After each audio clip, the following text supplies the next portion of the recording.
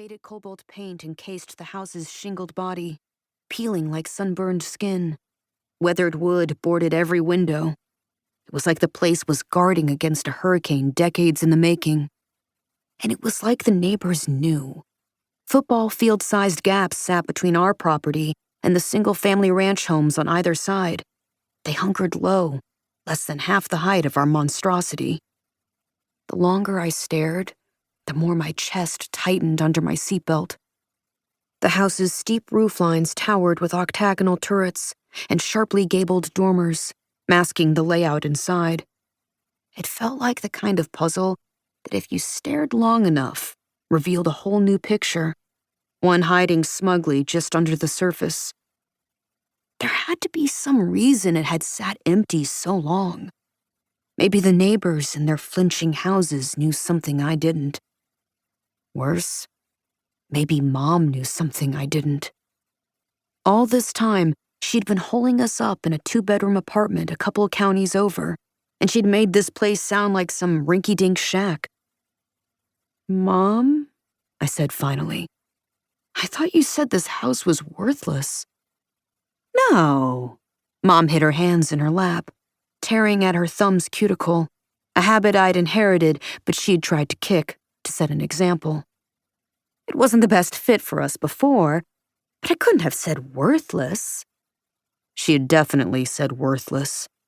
It was only since my stint in the hospital that Mom had started singing this house's praises. Suddenly decided this was the place for us after all.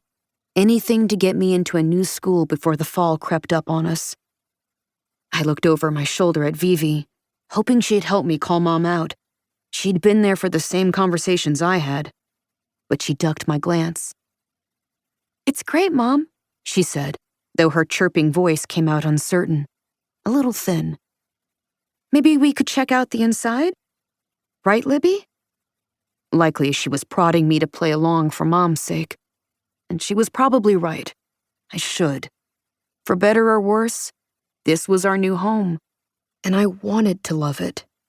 The old-timey embellishments weren't without their charm. The size was astounding. I just couldn't shake the strange sensation gnawing at my brain that something was wrong. Maybe it was me who was wrong. I'd caused a lot of misery lately. I owed it to Mom and Vivi to make them feel good. "Sorry, Mom. I was just surprised," I lied dutifully. Once I adjusted to my new medicine, Dr. Glazer said it would get easier to smile. For now, I had to settle for a stiff flash of teeth and hope I didn't look as much like a grinning skeleton as I felt. "Give us the grand tour." "The grand tour?" "Yes," Mom echoed with new life. A little color flushed back into her white cheeks, and she fluffed her shoulder-length brown curls like it was showtime. This time, I'd said the right thing. I followed Mom and Vivi out of the car, past the white spiked fence. On the cracked front walkway, I craned my neck until it twinged, peering at the house overhead. This place delighted in asymmetry. The whole thing felt unsteady, like any second it might topple down to crush us. And yet I couldn't look away. You didn't take your eyes off a snake sizing up your ankle. Somehow this place filled me with the same uneasy impulse. "Don't you love all this ornamental trim? That's called gingerbread. Isn't that sweet?" Mom cooed, in full saleswoman mode. "And the yard needs some sprucing, but can you believe the potential?" She swept her arms around like the star of some musical, inviting Vivi and me to join her on stage. We nodded and managed the appropriate murmurs of admiration, but the yard was a patchy yellow, sun-dried to straw. Even the stray dandelions had been reduced to scraggly stems.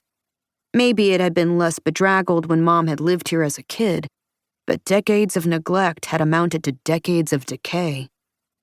Strangely, the only plants thriving were the shaggy bushes that wrapped around the base of the house and the inner perimeter of the fence.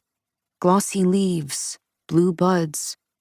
They pulsed with cicadas, buzzed with wasps, and they bloomed in the early July heat, oblivious to the steaming roads and sidewalks. "Blue roses," Mom told us, if you can believe it.